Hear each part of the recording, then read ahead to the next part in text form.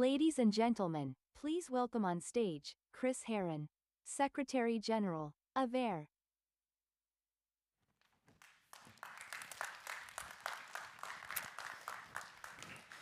Good afternoon, everyone. I hope you all enjoyed your lunch and networking break. I'll be your moderator for this afternoon's first session, How to Make E-Mobility a European Industrial Success.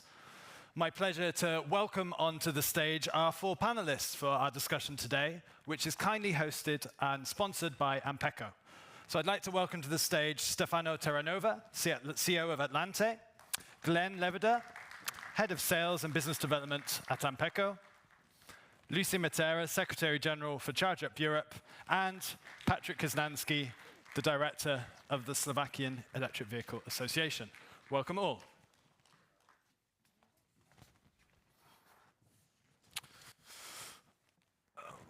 Right, let me start with a quote to get us started after lunch.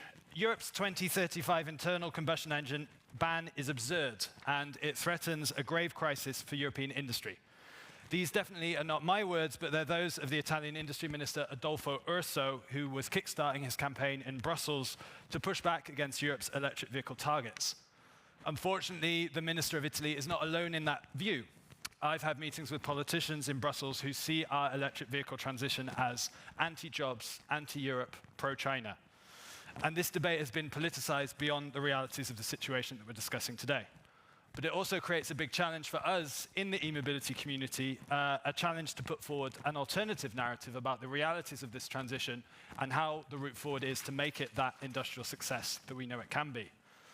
Our panel this afternoon is going to be debating the what and how of this important question. What are the industrial successes for Europe from a successful electric vehicle transition, from charging to vehicles to batteries and more, and how can we achieve them? We'll be discussing these questions with two companies that already have a real success story to share, AMPECO and ATLANTE, and two association leaders who are tackling these challenges at their European and national levels too. It's going to be a debate without presentations because we want to get right down to discussion. I'm going to be asking each panelist an opening question. We'll hear from them. We'll be discussing amongst ourselves for the first half of the session. But we'd really like to get your questions and comments from the audience to feed this debate too. So eventually I will turn to you to fuel that debate, so please have your questions and comments ready. But with that in mind, I'm going to turn to you, Stefano, to start our panel debates and ask a question. How does ATLANTE see the headwinds facing Europe's electric vehicle market in 2024? What is your personal and company vision for ensuring lasting economic benefits for Europe, either in your own investments, but also this wider shift we're embarking on? Okay, thank you, Chris. Hello, everyone. Good afternoon. Yes, you made me think a lot about with your initial quote. 2024, it has been a very, very tough year for our industry. It's not over yet, by the way. So let's hope there are no more bad news coming up, because we had enough, I would say. You mentioned the Ministry of the Italian government. I'm Italian, as you might guess by my accent. That's not the only one.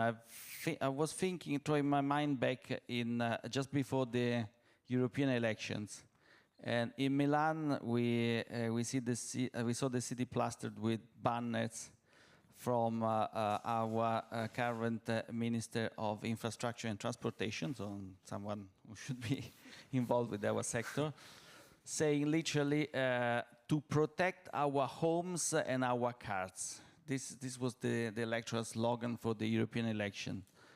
So basically, you can imply that the two main problems facing Italy/Europe in the mind of such politicians are crime/immigration. You can put it all in the same pot, and electrical vehicles. This monster that will destroy our cars. So what are our vis-a-vis, I suppose, Chinese, I guess, I don't know. But forgetting that all of the European car makers are also transitioning towards electrical vehicles. So we live, yes, we live in a very, very terrible year we are going through, 2024. I hope, I'm very optimistic, so I hope this is a little bit a bump in the road, and next year things will get better. But as industry experts and leaders, we cannot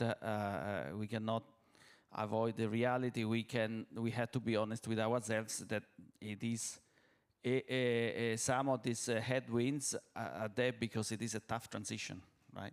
It is a transition that in Europe, especially in Europe, we are living it with a lot of anxiety because the traditional car making industry is a big sector employing lots of people. And therefore, there are worries. No? I work a lot with one of those such large car makers. We have commercial agreements with Stellantis, so we even have our parent company as a joint venture with Stellantis, so we have some kind of cousins next door. So we talk to them a lot, and I can feel and see that they leave the transition with mixed feelings. Those that are fully involved, they can see excitement and they work on innovative things, but not all of them are involved in the transition. The others, they leave it with worry, with perplexity, or total angst because they just don't want the world that they have known so far to end. Now, the point is this world of traditional car manufacturing ending because of the electric mobility? I think it started transitioning before, so the car sales had been dropping well before, and especially the employment figures. Employment figures have been changing dramatically for the last decade, well before the EV could make any impact on employment. So first of all, I think we should be looking at the big picture. I would say, what is the alternative? Yeah, okay, we need to be cognizant and also very, I would say, understanding. So our language and as industry experts and EV passionates should also reflect the understanding and that appreciation that for many people this is not as an exciting transition as we see it. But on the other hand, we have to be also safe in the knowledge that there is no alternative. I mean, what is the alternative? Burying our heads in the sand collectively as Europeans and waiting what? Postponing the inevitable a few years when we will have zero chances of catching up. Now we still have chances to catch up. The car industry as a whole is well invested in the change.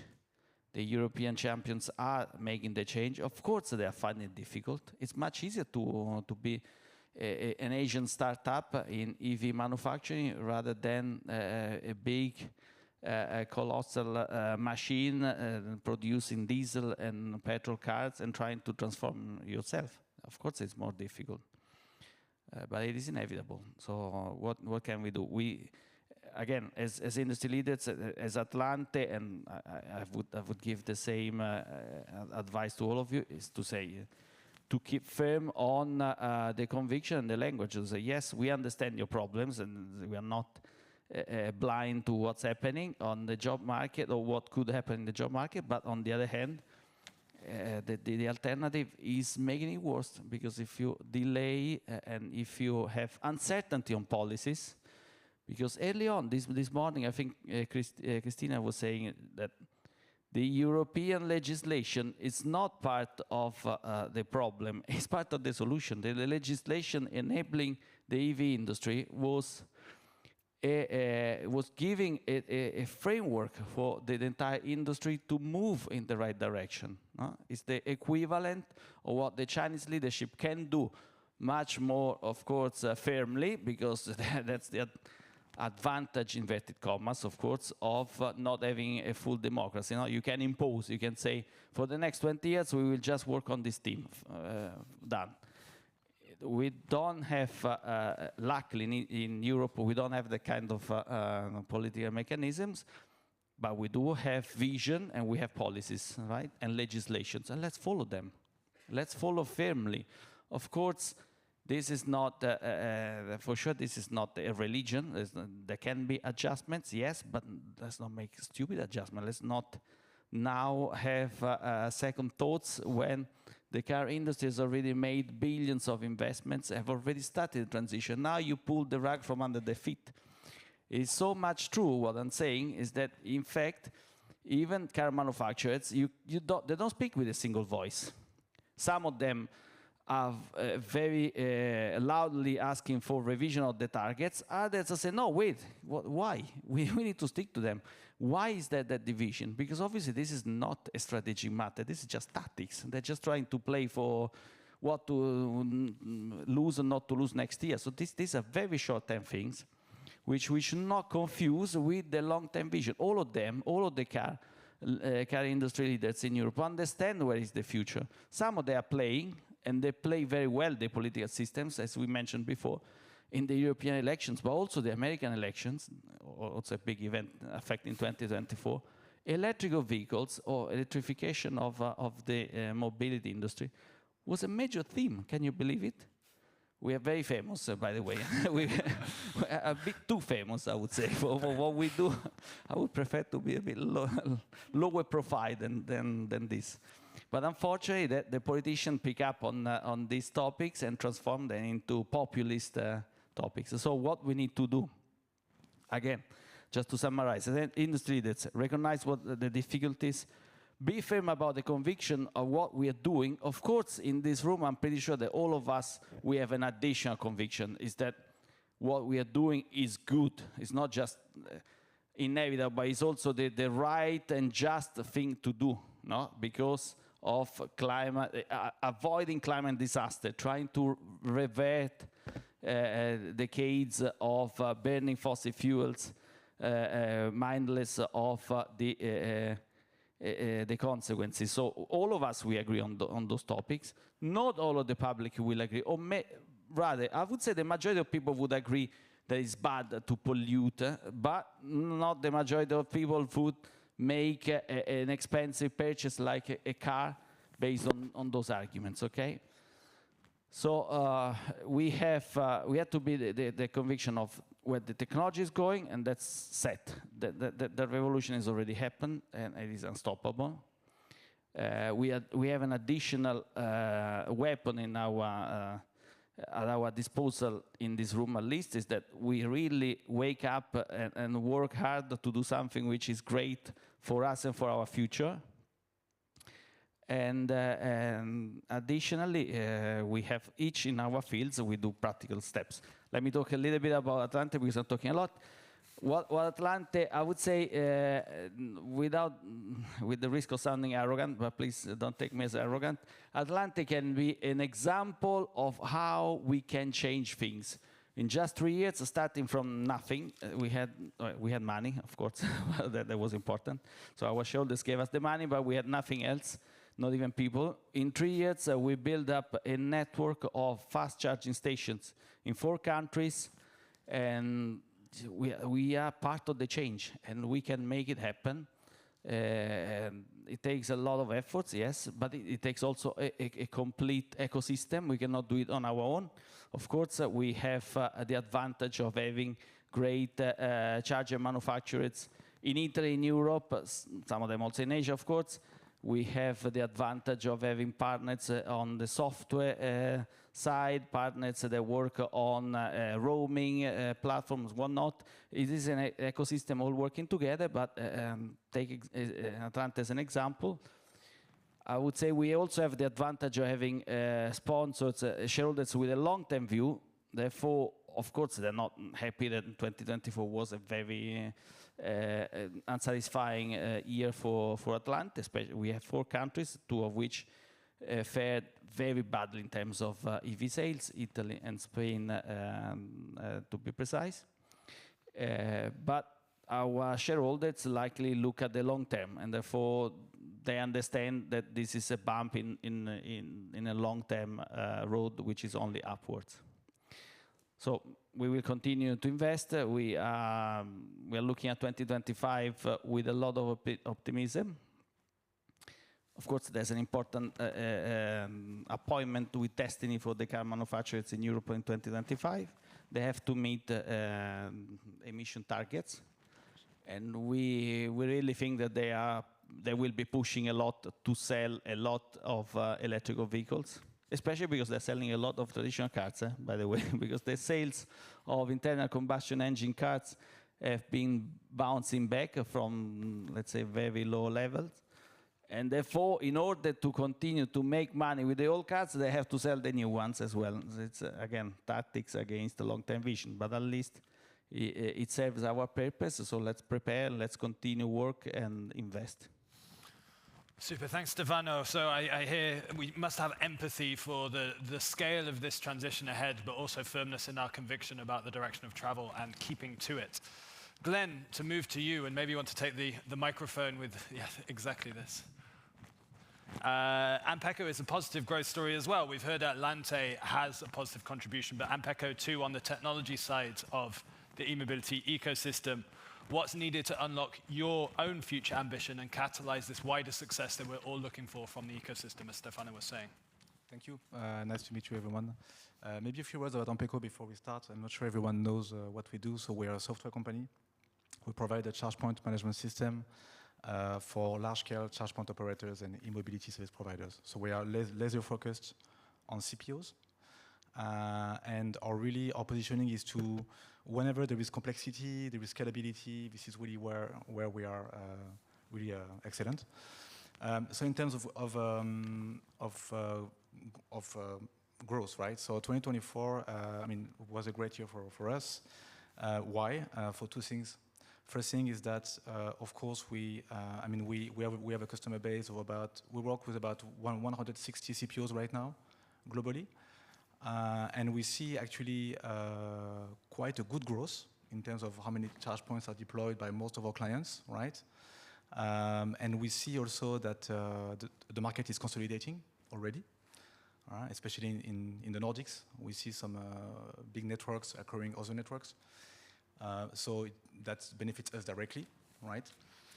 And also we are, the other way we are growing is that we sign quite a lot of new operators. Some, of course, major ones, but also, and that's something I want to highlight, is I see everyday startups being created in the space of EV charging. So this is still happening. You still have entrepreneurs, I spoke to one this morning here, that actually are still, want to develop and even build an HPC network and maybe compete with you. So I think it's nice to see that it's still happening, right? I think, to be honest, I think it's maybe a little late. I don't know, because the market is consolidating. But I think it's good to, I think it's good to see that. And for the future, how I see it is that maybe now I can talk a bit about IT because I'm an IT guy. We see usually. We see some CPOs, especially large-scale CPOs, often they don't have maybe the most cost-efficient or the most scalable IT strategy. This is what we see. Whether they make the decision to develop in-house, so to hire 50, 60 developers to build something only for their own network, or sometimes they also work with very early platforms were in the market 15 years ago. 10 years ago, and which are not relevant anymore. And we see that those early decisions now are starting to bite because these CPOs, of course, now the investors are looking for, profitability. And of course, you have the CapEx side of things. You need to put the right CapEx at the right locations. But the OpEx is also very important. And in terms of OpEx, IT is a big part of it. Because if you do if you choose the wrong partners, if you do the wrong integrations, then you have to maintain it, and it can be very expensive. So we see most large-scale CPOs making those decisions right now, and it starts to bite, basically. So what we see is that when there will be a time where they will come to AMPECO, that's my very strong conviction, because it happens with a CRM system. I mean, today, no one will develop a CRM system, right? You buy SAP or you buy Salesforce. So I truly believe that the same will happen in our space, that when you have a best-in-breed market-leading player like AMPECO, that most CPOs will come to us. Not now, but it will take a bit of time. But and one other trend I want to share with you, and that's confirmed by some consultancies I'm talking to, is that we see right now that companies in this industry, for example, retailers, parking operators, even real estate companies, even hotels sometimes, there is a tendency that these companies become their own operators.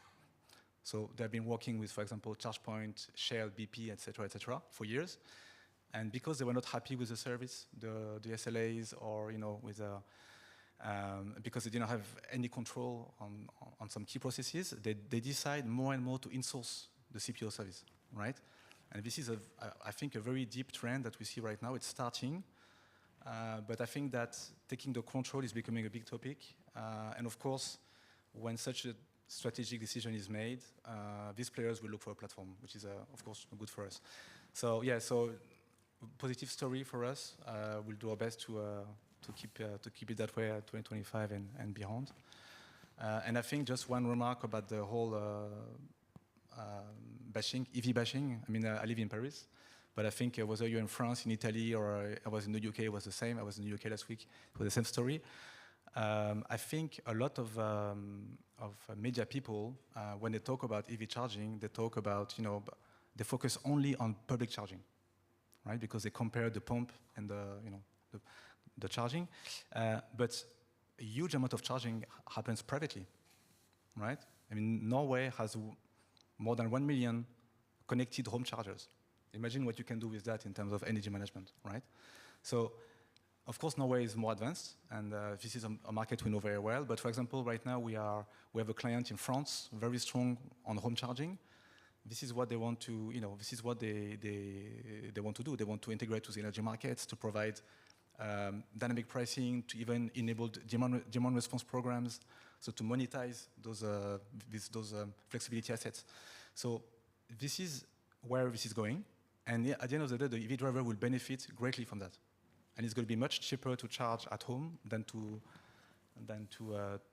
the cost that you have today with an ICE. But of course, the media don't talk about this, and then there is a huge knowledge gap. So if anyone in the room wants to go on TV and bring some kind of contradiction, please, because at least in France we don't have anyone. When I switch on the TV, I see people bashing EVs, but I don't see anyone, challenging those point of views. So yeah. No, two key points there for us to take into the panel discussion that will follow. Number one, indeed, how can we give the counter view into these discussions? But also number two, there is this positive story to tell about the benefits that EVs can give in the new system we're creating. So what is that system and what does it look like? I also note a positive story for AMPECO growth, but you've also been clear that we're at this time where the market itself is consolidating. So all of the discussions that politicians are having about the speed of the transition are happening alongside a market which is evolving too. Lucie, to turn to you, we've had two companies from your part of your sector, but you represent the entire charging industry, and I think despite these positive stories, politicians in Brussels and elsewhere, as we've heard, are increasingly questioning the speed of the transition. Often charging is put forward as a big roadblock. It's not happening like it should be. How are you answering these questions as the industry, and what's your view on the way forward for Europe? Yeah, thanks, Chris. Hi, everyone. How are we trying to respond? I would say 3 words: sunniness, facts, and solutions. Sunniness, I mean, you've heard the companies that actually build this system, right? We have to constantly remind people about the vision that we're pushing, the work that we're doing, the world that we're building, not just the climate conscious, but also all of the innovation that those companies are developing, the startups that you mentioned, the solutions that you have to come up with, the tricky, the complexity that you have to handle. I can talk to everyone in my membership. I talk to them. They will all say it's very exciting to be working in this sector. We're building something new. It is exciting. It's fun. You can take, and I hope you will, support me here. But you can talk to anyone. They will all say it's really, really great. We're shaping something new, and there's a lot of excitement that comes with that, right? Where maybe could do better as a sector is on showing that, beyond the excitement that you mentioned, Stefano, it actually works. It's working, right? It works. all right? And that's maybe the part, as you said, Glenn, there's this knowledge gap. Do people realize that this is working? You know that because you're part of this world, you're building it, it's your daily life. Is it fully understood that this is working, that it's easier than it might seem? Probably not. And at CHARGEUP in 2025, we'll have some work to do on communications to show precisely that, right? Show that now, not only mobility happening, as you said, often very fast, but it's actually working and delivering for customers now. That said, you were mentioning how polarized the debate has come now, politically. We're not going to win this just with vibes, right? It's not going to cut it, right? Let's be clear about that. So we also have to bring facts into the debate, and facts are flying left and right, and they're questionable most of the times. There's a lot of mischaracterization that we've heard. We've heard about EV sales slowing down in 2024. Yes, that is true, but all car sales are actually slowing down in 2024, not just the EVs. In fact, this is the sign of a market that is maturing, not a sign of a market that is in crisis. In fact, it's not a European crisis, it is a German problem, all right? Where have big slowdown in Germany. The rest of the EU is still growing by +9%, right?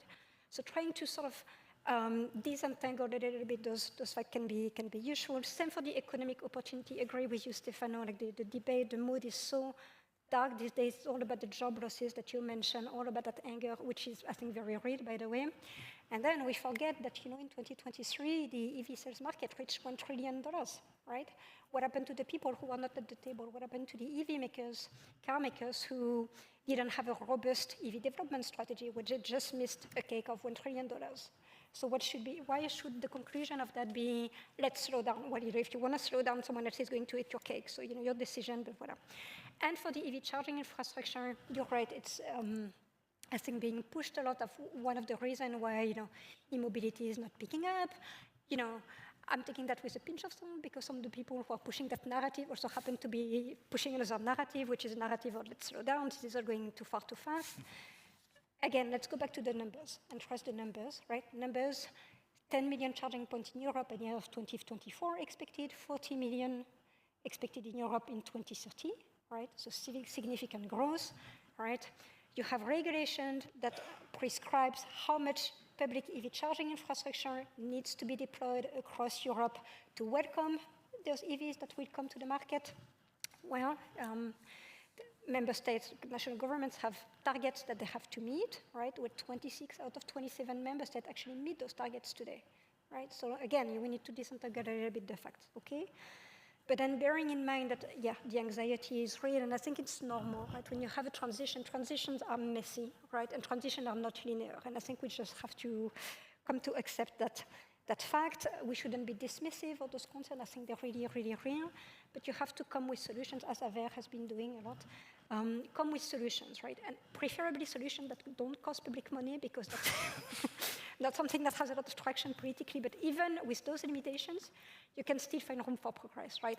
Regulatory simplification, what can we do with permitting, et cetera, et cetera. I'm sure we will discuss solutions more at length, but you also have to come to the table with a mindset of the direction has been set, massive investments have been made. Those investments, as you said, we don't want to see the rug blown from our feet, right? Because you need that policy predictability. And let's focus on confirming the framework, complementing the framework with good solutions. Brilliant. I note facts are necessary. We need to put the facts out there, but facts alone aren't enough clear. And I really liked what you said about showing people it works and bringing that proof to the politicians and the people. And then how the data is used and how it's misused is also an interesting side discussion. We had a great presentation from Graham at S&P this morning, which was showing a blip, but a positive way forward for the e-mobility sector. I checked my LinkedIn afterwards, and the same presentation from a different person was giving in Brussels, but the conclusions were exactly the opposite. So you can see how numbers can be changed and used, and that makes our job hard as well to put that right path forwards. But Patrik, we've spoken about the European level. You're working also on the European level, but also in Slovakia and Central Eastern Europe as well. Your economy is very dependent on its automotive sector today. You have to show a narrative, I guess, that these regions can keep their industrial strength, but also transition into new opportunities as well. How do you put that forward? What's the solution? Chris, let me firstly start with a wish that we could speak with the Italian Minister of Transport and sincerely discuss these facts and myths. Because let's put the numbers on the table. EU automotive industry is not in trouble because of electric vehicles, but because we buy less cars. So before COVID, around 14 million, now 12 million or even less, independently what powertrain. So if the Italian minister would be able to and would be willing to listen to, he would learn, that Stellantis or the factories in Torino or wherever, they don't produce necessarily electric vehicles. Of course, the traditional automakers are troubled because the EV that they actually bring to the market are not competitive enough, or they don't have enough models, or they don't have enough models in the mid and low segment, or they are just too expensive, but getting better, of course. But Italian minister plus the Czech minister of transport and a couple of others should understand that with the e-mobility and postponement or delaying of the e-mobility targets, they will not solve the Italian problems. And just to be very clear, because I like numbers, the utilization of the European car factories are at 54%. Italy is at less than 40%. Germany is at 50%. France is at 55%. Slovakia is at 78%. And Czech Republic is at 83%. So now, is it really the problem of the e-mobility, or is it's a problem of, different type of problem, like the costs, right?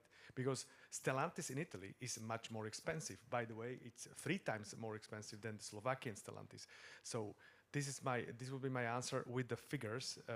And by the way, we did the study together, of course, with McKinsey, jointly AVERE and CHARGEUP Europe. And there's a 1.7 trillion euro yearly in the European automotive. And the study or the report clearly says that by delaying of these targets, we can lose 400 billion euro. I'm really specifically saying billion. So on the other side, we can gain 300 billion if we are really moving fast forward. So it's not about if, because electric is here, will be here. I already said that in the morning, that the transition is already ongoing.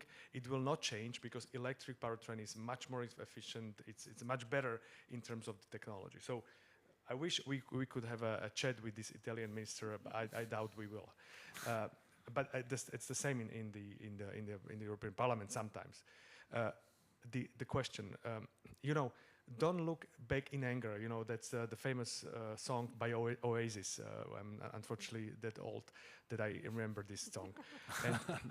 And we should really look into future, because the more we delay, the worse situation we will experience. Invest, and if we do not invest, we will lose, right? I said I will not mention China, but I will mention China. China clearly shows that the offtake or the market share of electric vehicles, new energy vehicles, like what they call them, is more than 50%. It's not about subsidies, by the way. They haven't had subsidies for 2 years. That's a reality. It's about better value proposition, more models, better prices, models starting from $11,000 US. This is what we don't have in Europe. And now to Central Eastern Europe. I think Central Eastern Europe is doing pretty well in the electrification, what I called e-mobility in the factories, because, well, we are stealing some of the models coming from Italy, for example, right?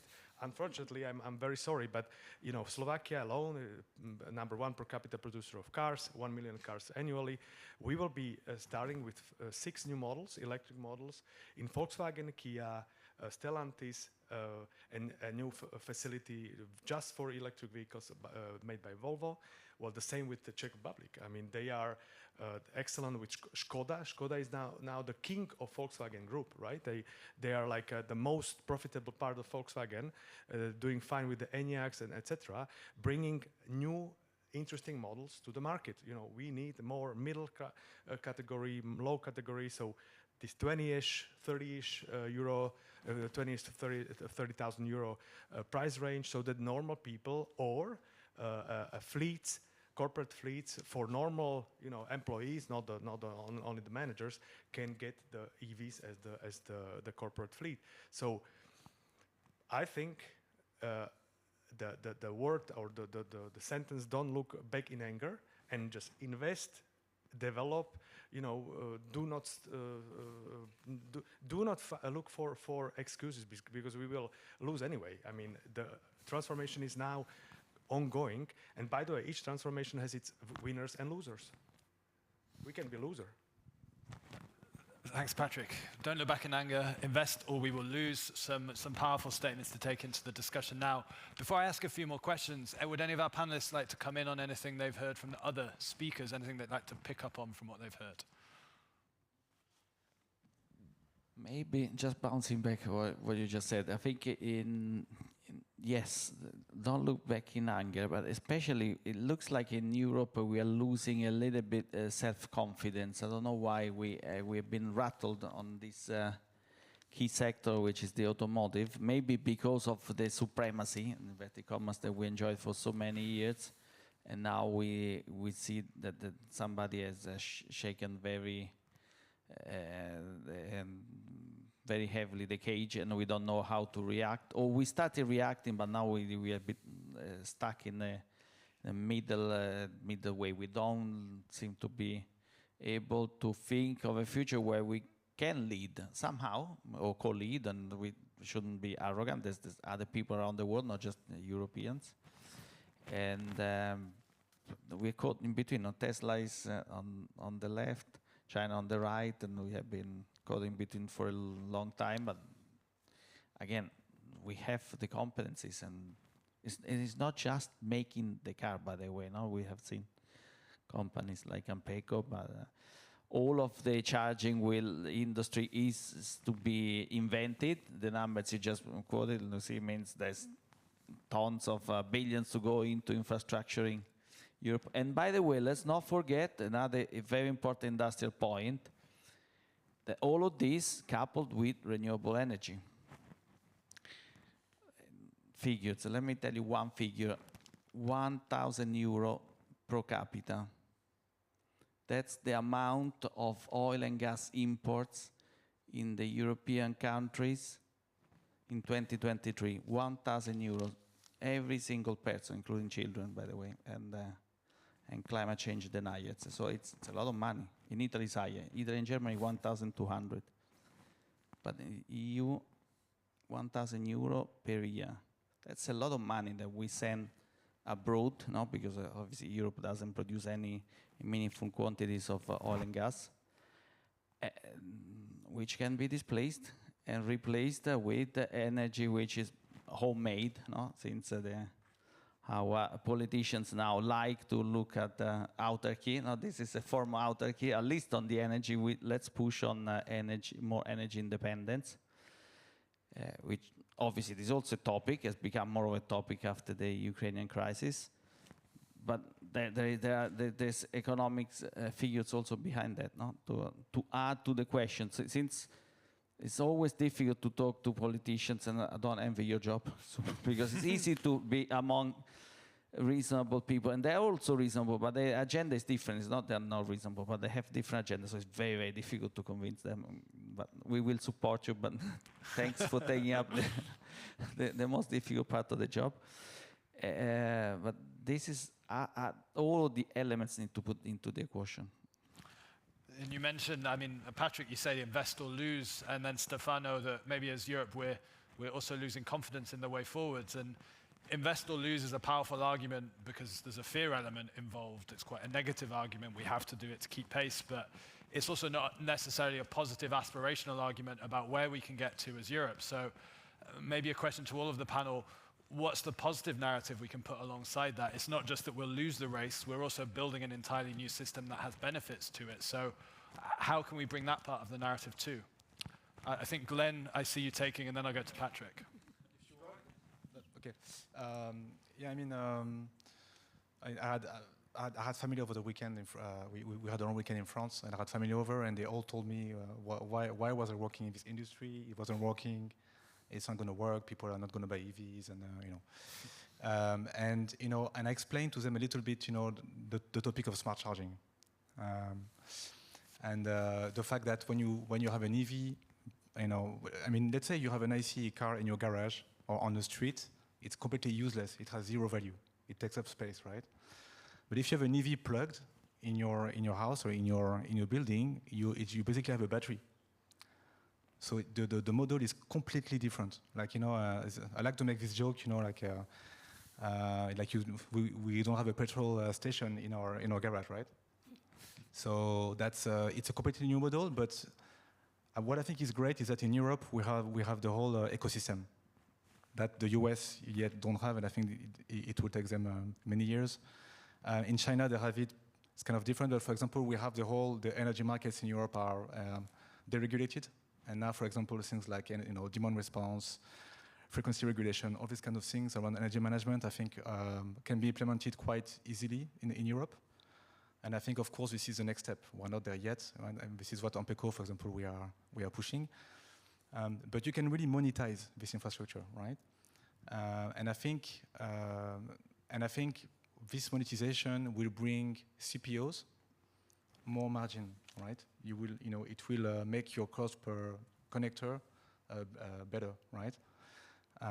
And I think all these things, again, we need to explain to people that okay, it's super complex. Like Lucie said, any transition is a source of anxiety, right? And I think this one, is quite particular. When I had a question recently. Someone asked me if it was a similar transition than with the internet and with the telecom industry. Because some people think it's mostly about technology, but I think it's very different because the shift involves many more jobs, right? And car is something it's emotional for people, and it's still somehow a little bit a kind of a status thing, right? Less than before, but like having a big car, shows that you're made it in your life. I think it's still a little bit the case, less than before, but we are talking about something which is more emotional than just technology, and which is why I think some people are kind of reluctant. And there are other topics which I think should be very easily debunked, like Graham said this morning, S&P, like the range is not a topic anymore, right? But my family this weekend told me, hey, what about I go with an EV and I cannot charge my car? I said, but that's not going to happen anymore.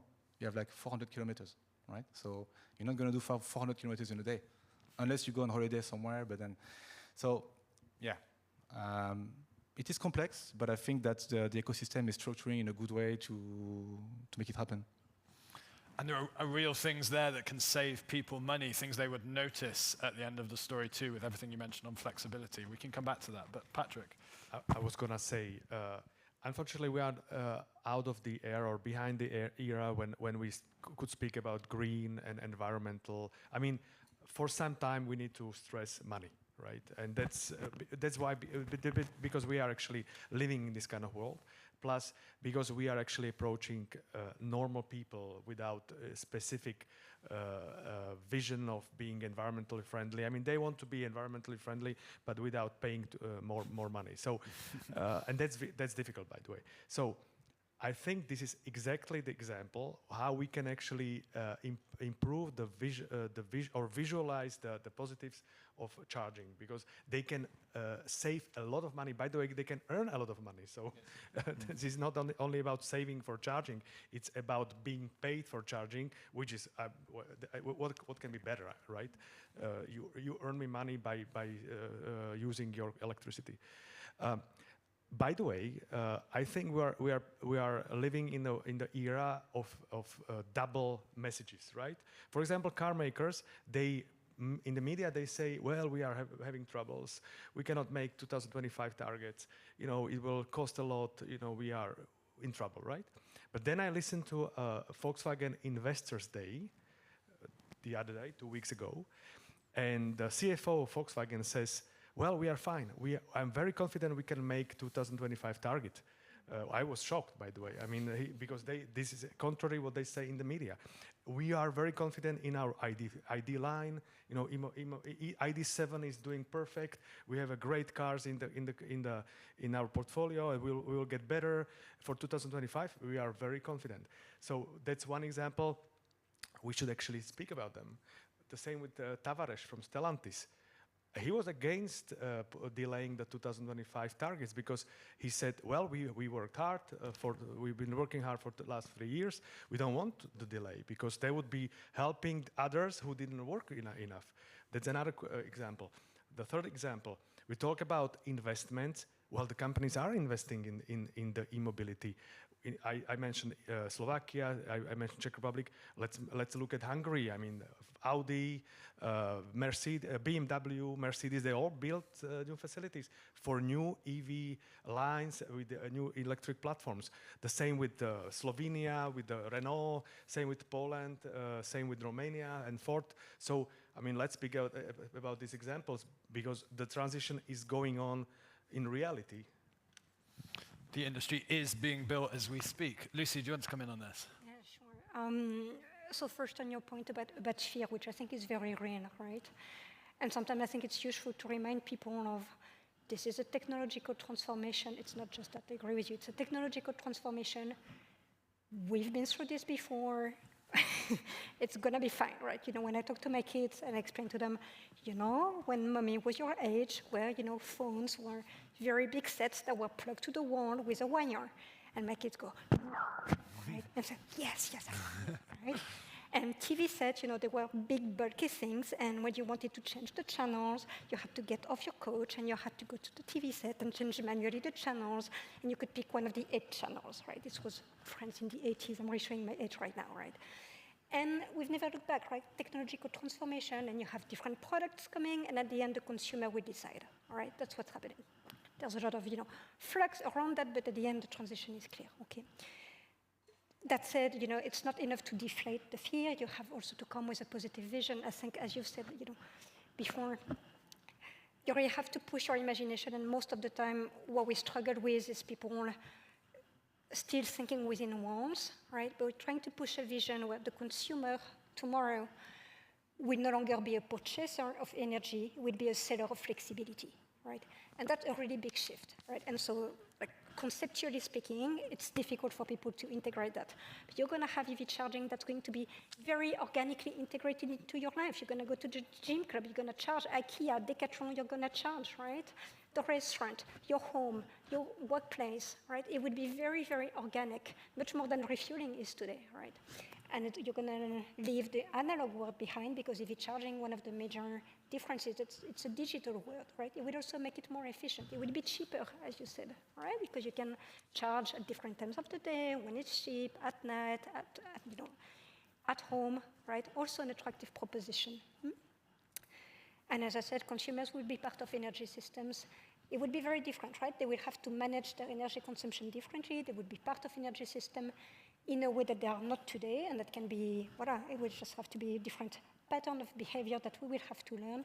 And I agree with you, you know, it's no use these days we're talking about the climate. That just doesn't resonate anymore, at least, you know, for the people we're trying to convince.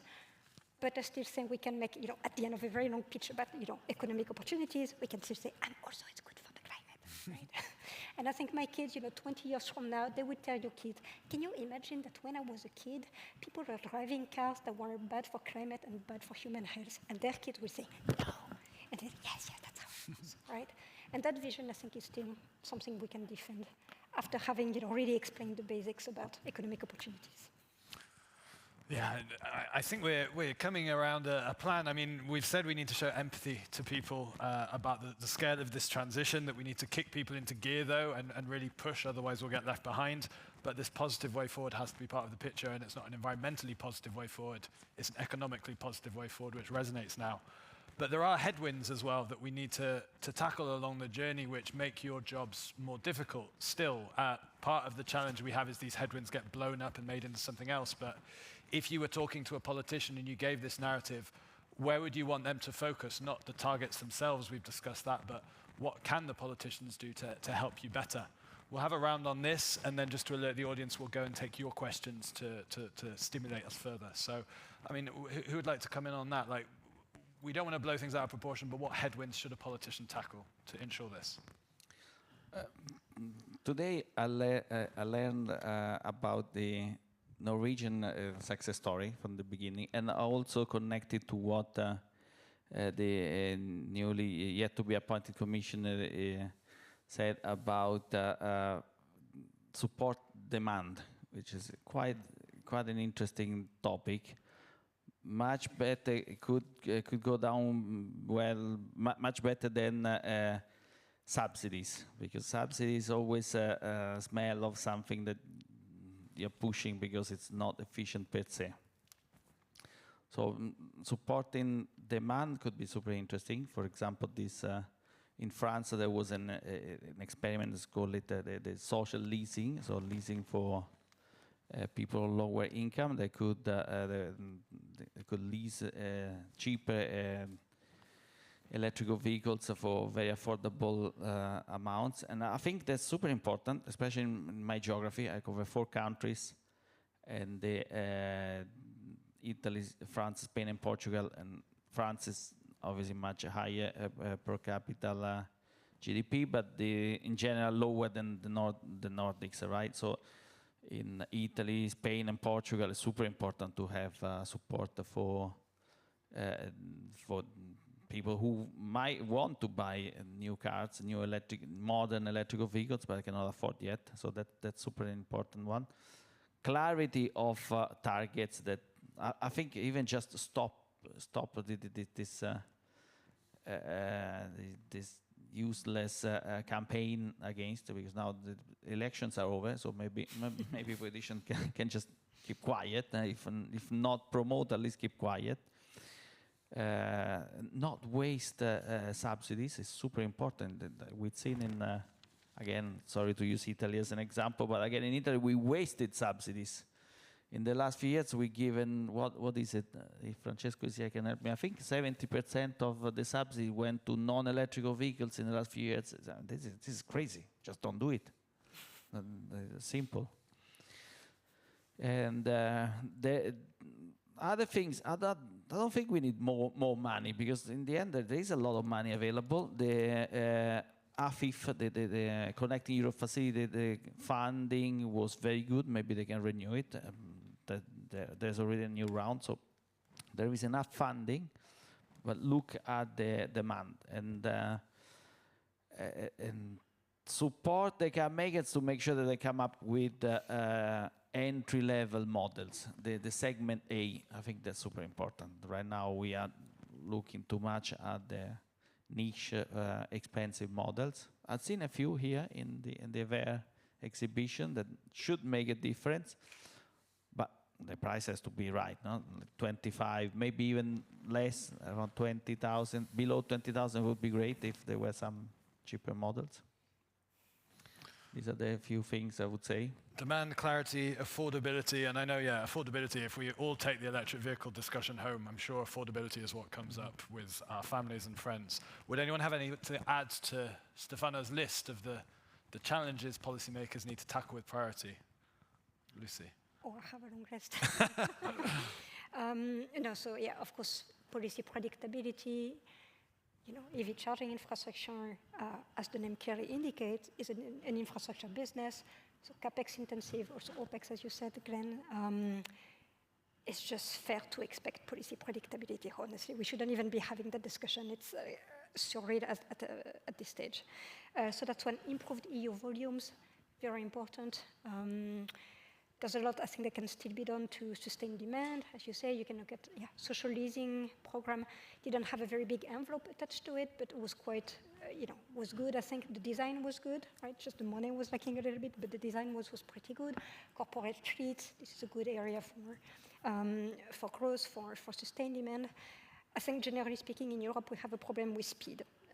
We just need to be bam, bam, bam. Like, it's a market where you have to run.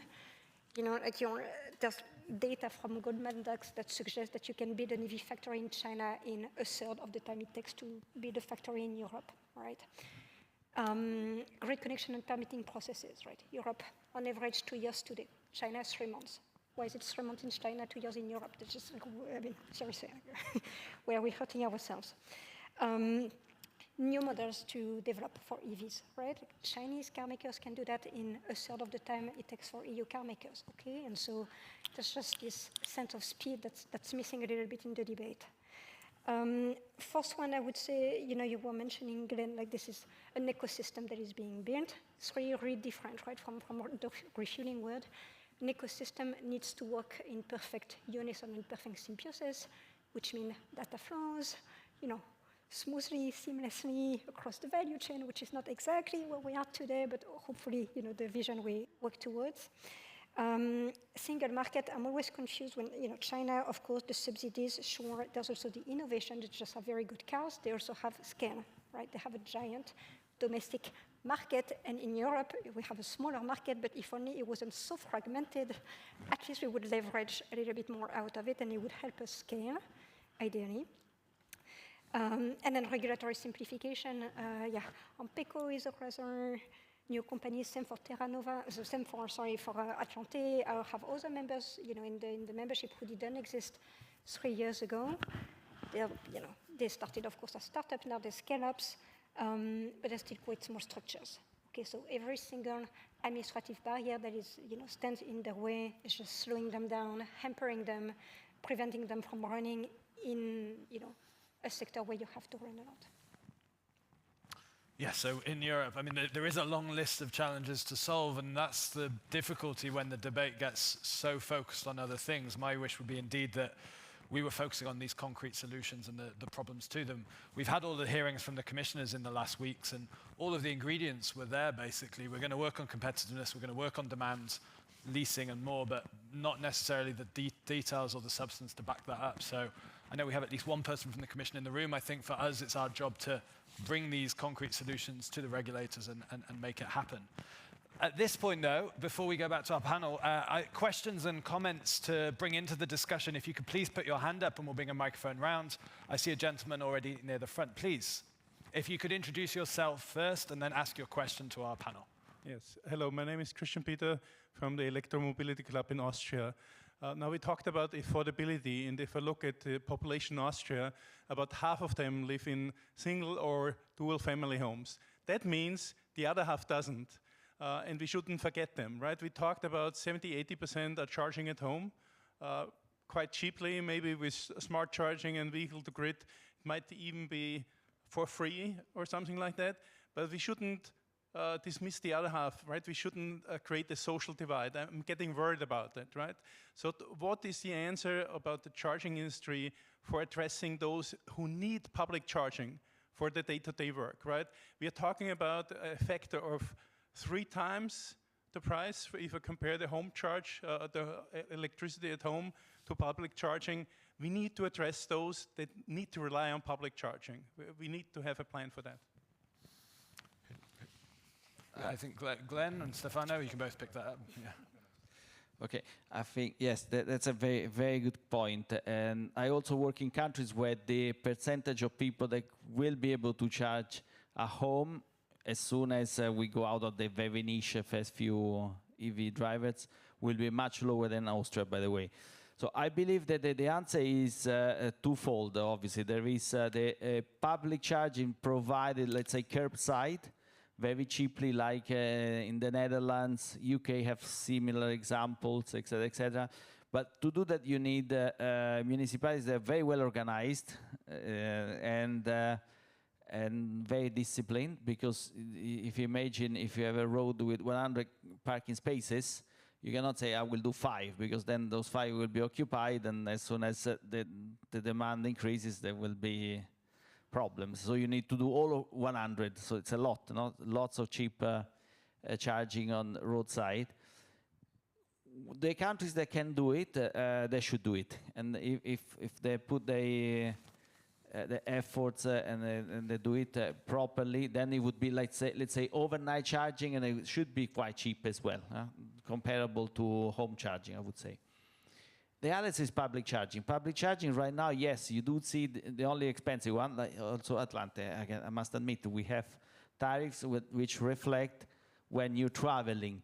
But at least from our side, we are also working on the future. Now. So, for example, we are not only looking at highways or high traffic arteries, but we also started working with shopping centers and areas where people go and stay a bit longer, supermarkets and things like that, locations like those. Right now, but we need to work more on the technology, because in the end, right now, you have the same charger that for serving all purposes, which is not correct, right? Depends on how long you want to spend there in time, and then you have a different service with different pricing. That's the answer that ATLANTE is thinking about. So in a few years' time, I think we will be able to cater for all needs. So those that don't need the super fast service and therefore they can pay a premium will be served a different speed, and they will be able to be served affordably. It's also about, of course, connection costs are now very high, because you need to pay for the connection with a very low usage. So normally speaking, you pay for the capacity that you occupy, even if you don't use it in Europe. Portugal is different, but unfortunately it might go the other way around. But so that's a problem. With low utilization rates, the prices are also very high. You're trying to spread fixed costs over very, very small units. So automatically, that's why I'm saying we need to foster, we need to push for more demand of, with more sales of BEVs, which will benefit everyone.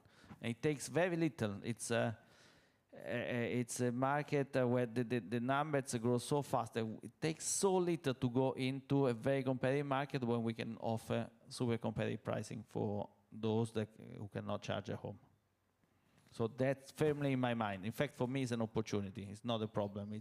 I will want to serve those customers very, very competitively.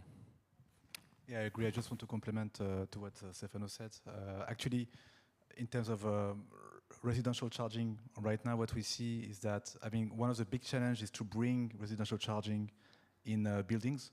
So that's a big challenge. I mean, for example, Norway is doing it very well right now with housing associations. But for example, if you look at Germany, France, the UK, when a lot of people are living in flats, it's very difficult to to install and to connect a charger within a building, because of course you have the technical challenge, but you also have to convince the homeowner association, the local syndicates, right? So it's complex, but that we are very far there. We have electrified only a very, very small part of the residential buildings part, but then you have people like myself. I live in Paris, and I live in a building, and I have no garage. So my only option is public charging. So I'm one of the persons that you described. So in that case, I mean, I'm not going to. Stefano said already many things about this, but I think here it's going to be a mix between what the municipality can do, and in the Netherlands, by the way, public charging, AC public charging is spread out all over the country, and it's very affordable. I mean, I live in Paris now. I think we have 3,000 chargers, and it's the price now is quite okay to charge overnight, but it's not enough, because you need to have the spot available. You might not want to leave your car on the street. That's also because of vandalism. That's another topic. But I think the key here is destination charging. So charging at work, charging when you go, at your retailer. And that's why I think those players like ATLANTE are important, because you need companies which will be able to, of course, to put the chargers at the right locations, but also CPO operators which will integrate. For example, if you work with a retailer, it's very nice to have an integration between your loyalty card program and the EV charging experience, right? So I think I think mature CPOs in the market will bring those capabilities. But yeah, I agree. This is really this is a tricky segment of the market. Yes. Does anyone else have a question for the audience? I see two questions, one at the back, and then we'll come to Wolfram at the front.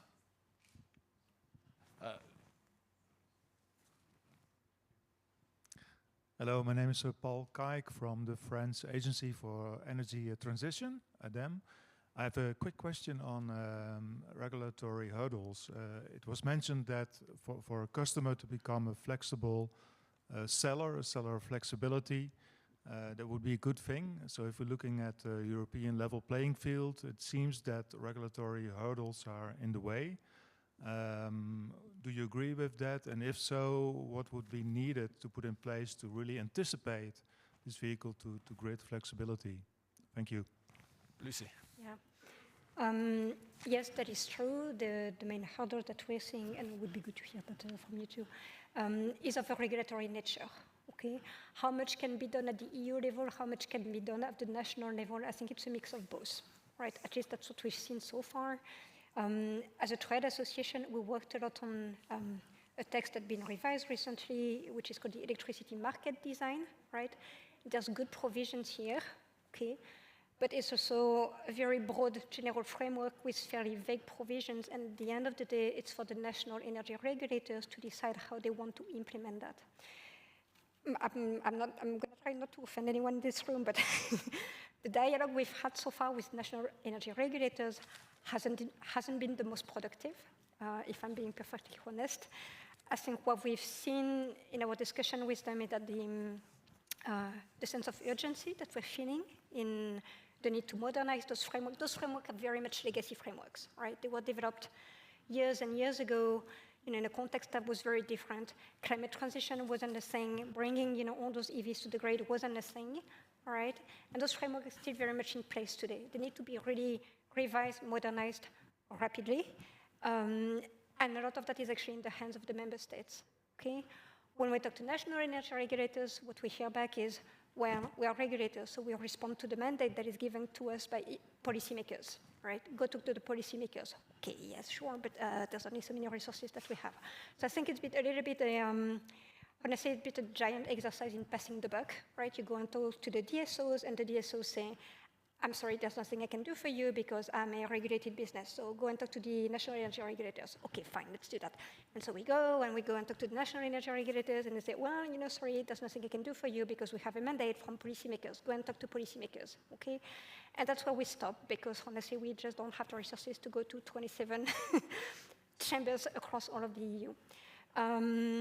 We try to get action from the European Commission, and you might know that there's a grid action plan that's been put on the table already almost a year ago, and is very partially implemented.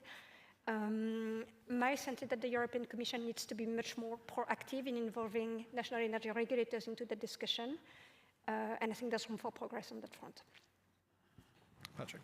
Yeah, just quickly, because Lucie said almost all, and we could have a whole conference about the vehicle-to-grid, but I would refer you to one of the vehicle-to-grid or vehicle-to-X projects, like the one which is called Scale, and you have Patrik de Brey here sitting in the first row, who's the leader of the project. So they do an excellent job in pilots in Netherlands and in Norway and in Hungary and Germany. So I think there's no better person to talk to about this specifically than Barte. I think we have a grid flexibility session later in the day too, so talk to Barte and then continue talking afterwards. I see our time is running. I see another question from Wolfram. Yeah, a very short one. Wolfram Spaber from Euroc Research in Northern Italy.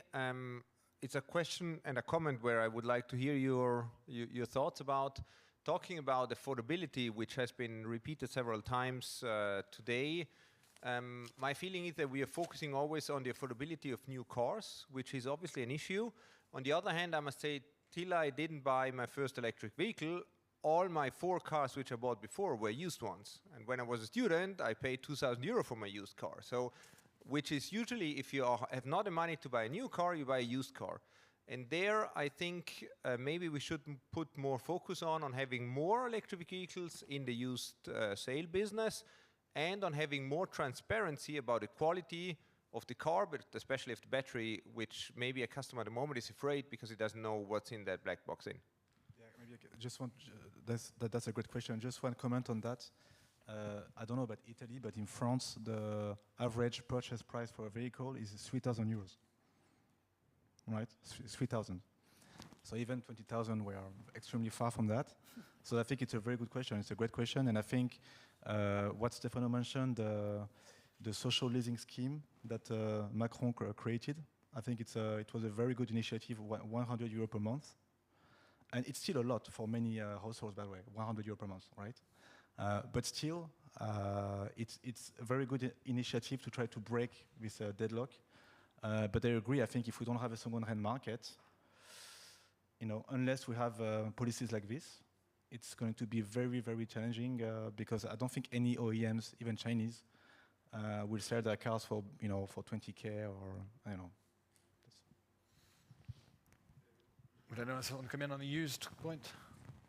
They will actually. They are selling the EVs starting at $11,000 to be precise in China. The same car would cost 20,000 euros in Europe.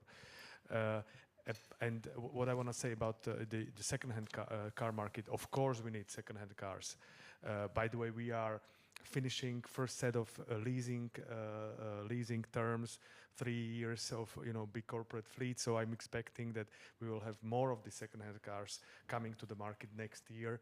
Plus, all these lower price tags with the cars for 20,000 and something or 30,000 and something. We also decrease the price of the second-hand cars, which by the way makes troubles also for the leasing companies. So it's a circle, but I'm pretty sure that until 2030 we will have lots of second-hand cars on the market, electric of course. We have one last question and then we will wrap up. Please. It's about the second-hand market. There is no way of electrifying the second-hand market without dealing with the new car sales. So it's impossible to do it the other way around. So I don't think we have to care about the second-hand market. We have to care about the new sales. So if we have 100% new car sales that are electric, everything will solve eventually. So therefore, the thing we have to do is to worry about which car rich people buy, because it's only rich people that buy new cars, the richest one in the society. So we need to make them choose the right technology, because they are also choosing the technology for the poorer people when they are going to buy their next car.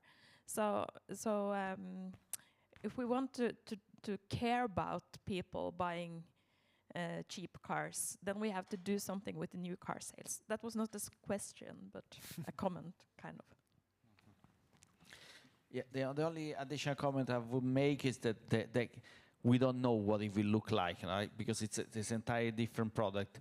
And there are two aspects, one positive, one negative. One, I'll start with the negative one. Often, I don't know if you had it before, but the car of the future will be more similar to your mobile phone than a car of today, because it's more connected. We had it today with Marcus. It's a very digital piece of equipment. And by the way, in China now they sell them next door to the Apple store. You see the electrical car store. It's also the way they market it to the young generation is very similar. But I hope, and there's a risk that we end up like the mobile phones, that you throw them away. Which is terrible, of course, so we don't want to go in that direction. But the upside, the flip side of this thing is that a lot of value in the car is, in the electrical cars will be battery and software. Software you can update all the time. Battery should have a longer life, but yes, the very good point you made is that we need to work on the technology to check the state of health of the batteries, to monitor it, and to also report it, not to have like almost, like, I would say, either a certification or at least a way of testing the state of health of a battery for a second life. Whether you buy it with an entire car, or maybe if it's recycled into a new vehicle or refurbished vehicle, something like that. Thanks to everyone for their questions. We will bring this session to a close with some final statements from our panelists. From my side, indeed, as we've started to do, we started with the question, how can we make Europe's electric vehicle transition an industrial success? As the panel does clearly think there is an industrial success to be found here. We have to be sympathetic to everyone going through this transition because it's a massive one. We have to stay clear and convicted in our direction forwards and give a push, because this is a race we could lose as Europe. But all speakers have been very clear about the positivities of this transition too, the flexibility, the savings that could come for it, and also the real headwinds that we want to get people focusing on instead, affordability and accessibility coming up, and I know we'll come to that later in this event as well. But for all of our panelists, just very quickly, from everything we've discussed today, if you were to speak to a European politician tomorrow, what would be your biggest takeaway message about making this transition in e-mobility success? What can they do to ensure it? Very quickly, Patrik. E-mobility is opportunity. So don't forget, the opportunity is here. It can go away. Lucie. Yes, couldn't agree more. And this is the moment where I make, a completely shameless product placement for the product that we developed together, Opportunity 35, a mini website that we developed precisely to tell that story, right? The story of economic opportunities. I'm not going to dive into that, but I think there's also a thing of reminding people, as I said, like transitions are not linear, and yes, you've heard clearly from, Stefano and others. This is something that we're building for the long term, right? And so, yes, it has a long-term vision and some bumps on the road, on that sort of longer journey. And basically, it's a case of holding our nerves through that journey, with the ups and downs. When I talk to CEOs, like they're so cool about it. It's like, well, it's a journey. What do you expect? Do you expect things to be all, roses? And like, of course not. They don't have that kind of expectation. They know there will be some ups and downs, and they accept that. Stefano, the cool CEO perspective. Thanks. I think I would invite them to focus also on the big picture, including the energy saving, the amount of energy that could be produced at home. Since now, again, I will play a little bit on the psychology on how important it is to produce at home rather than importing. And energy for electrical vehicles can be produced at home. Last word with you, Glenn. Yeah, the main topic for me would be about making EV charging great again. That's my new joke. But I'm fully with Stefano. I think the most important thing for a politician would be to understand that with EV charging, we can have with e-mobility we can have sovereignty in terms of energy. So. I'm sure that in the future, right now in Europe, we have some countries where electricity is cheap, some others it's more expensive. But I think in the future, we can have a decarbonized, affordable energy, and that we can use for our countries. We don't need to import it anymore from the Middle East, which I think has been a source of troubles in the past. So that would be my main message. Brilliant. MEVCA. I'm not sure it fits on the cap so well, but thanks to our great panelists for their insights. Thanks to you in the audience for the questions. We'll bring this panel to a close now. I believe there's a panel that will follow immediately afterwards. So thank you to our panelists. Warm round of applause.